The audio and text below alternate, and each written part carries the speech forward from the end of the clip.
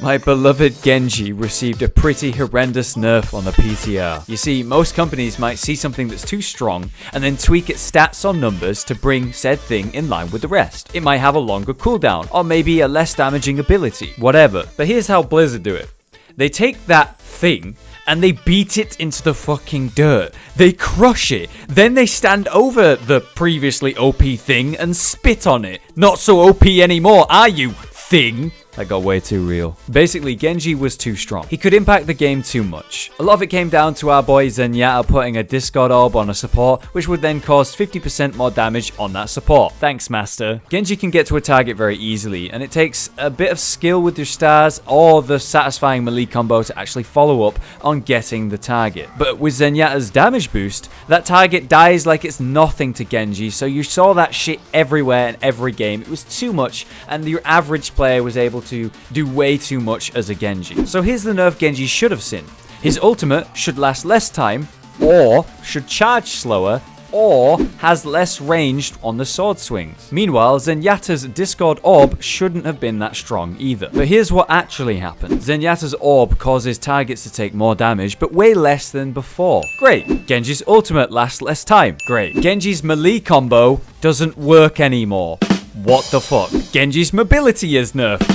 Why? Look, they nerfed Genji really weirdly, and in my eyes too much. But we're not here to cry about it. I've done that for days already. We're here to talk about how Genji is still viable in queues. He just won't see as much, if any, tournament play by the pros. So, are you looking to play Genji at a high level? Well, Genji's still viable in ranked. And that's all I care about anyway. So, let's check out Genji's new melee combo. You used to use alt fire, then melee, then dash. And you do it super fast, like this. That's crazy fun. The problem is, it was way too easy for anyone to do and was pretty strong. Now you can't dash after you melee, so you can't animation cancel anymore. The new combo works very similar, but requires more skill and is indeed slightly less effective. But goddamn, it's still possible. You're gonna need to either fire or alt fire into a target, then dash instead of your normal melee. At that point, you'll be able to aim your camera so the dash doesn't send you flying, but leaves you near the target to follow up with a melee or even an alt fire melee combo. So that combo again is a ranged attack, whether it be a fire or alt fire, then a dash to the spot where they're stood, then a look up melee attack, or even a right click melee when you land at the target. Simply put, you put out the same damage as before, if not more if you do the melee combo after you dash, but slightly slower damage, and it's also requiring more skill. This is actually something I can get behind. It means better players see more reward, but your average Joe Genji player can't be as impactful as before.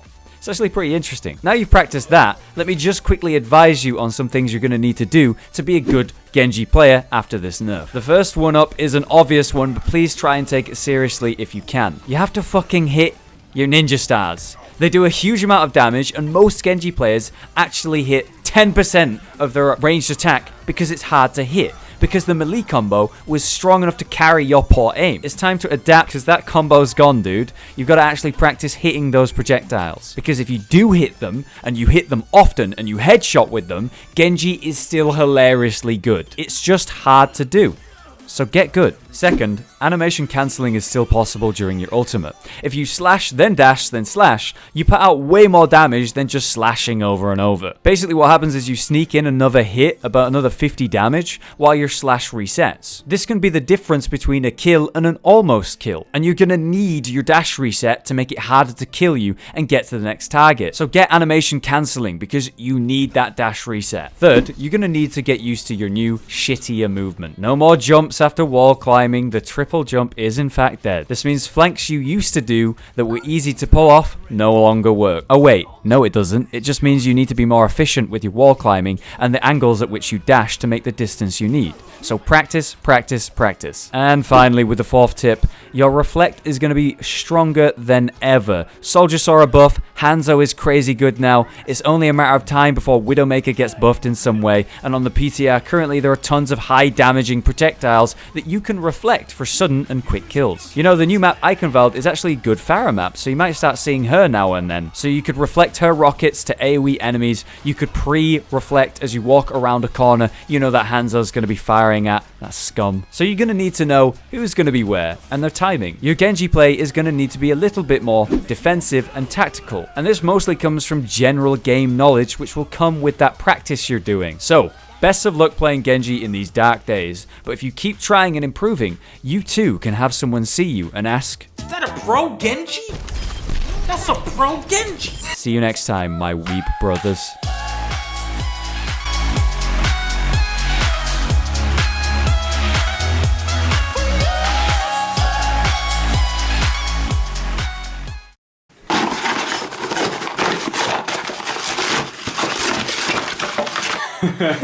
That's it. That's all I needed.